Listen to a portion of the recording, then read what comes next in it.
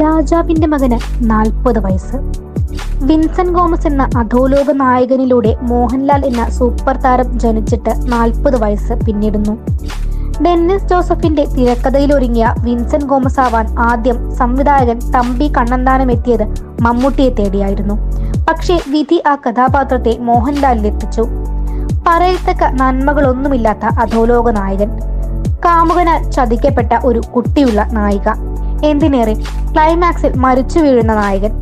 ശുഭപര്യവസാനികളായ കഥകളിൽ നന്മമരങ്ങൾ നായകവൽക്കരിക്കപ്പെട്ടിരുന്ന അക്കാലത്ത് വിൻസെന്റ് ഗോമസിലൂടെ മോഹൻലാൽ പ്രേക്ഷക ഹൃദയങ്ങളിൽ സൂപ്പർ സ്റ്റാർ കസേര ഉറപ്പിക്കുകയായിരുന്നു. രതീഷ് അവതരിപ്പിച്ച വില്ലനായ കൃഷ്ണദാസ് എന്ന രാഷ്ട്രീയക്കാരനും അന്ന് പുതിയ അനുഭവമായിരുന്നു. എല്ലാ വില്ലത്തരങ്ങളും കയ്യിലുള്ള വെള്ളവസ്ത്രമണിഞ്ഞ വില്ലൻ, നന്മയുടെ പ്രതിരൂപമല്ലാത്ത നായകൻ. പിന്നീട് അങ്ങോട്ട് മലയാളത്തിൽ ജനപ്രീതിയുള്ള തിരക്കഥാകൃത്തായി മാറിയ ഡെന്നിസ് ജോസഫ് സൃഷ്ടിച്ച ഈ കഥാപാത്രങ്ങളുടെ കരുത്ത് അത്ര വലുതായിരുന്നു. വിണ്ണിലെ ഗന്ധർവ വീണകൾ പാടുന്ന, പാടാം ഞാനാ ഗാനം വീണ്ടും ഇതാ തുടങ്ങിയ ഷിബു ചക്രവർത്തി രചിച്ച ഗാനങ്ങളും എക്കാലത്തെയും ഹിറ്റുകളായി മാറി. സുരേഷ് ഗോപി, അടൂർ ബാസി, മോഹൻ ജോസ് തുടങ്ങിയവരുടെ കഥാപാത്രങ്ങളും ശ്രദ്ധിക്കപ്പെട്ടു.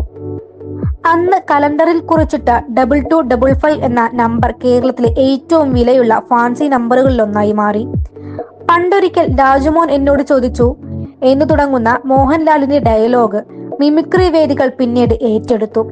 സംവിധായകൻ തമ്പി കണ്ണന്താനം, തിരക്കഥാകൃത്ത് ഡെന്നിസ് ജോസഫ്, പ്രധാന കഥാപാത്രങ്ങളായി എത്തിയ രതീഷ്, അടൂർ ബാസി, ജോസ് പ്രകാശ്, പ്രതാപചന്ദ്രൻ, KPSC സണ്ണി, ഇങ്ങനെ നിരവധി പേരെ കാലം നമുക്ക് നഷ്ടപ്പെടുത്തിയെങ്കിലും വിൻസെന്റ് ഗോമസും കൃഷ്ണദാസും മിനി സ്ക്രീനിലും കമ്പ്യൂട്ടർ സ്ക്രീനിലും ഇന്നും തിളങ്ങി തന്നെ നിൽക്കുന്നു.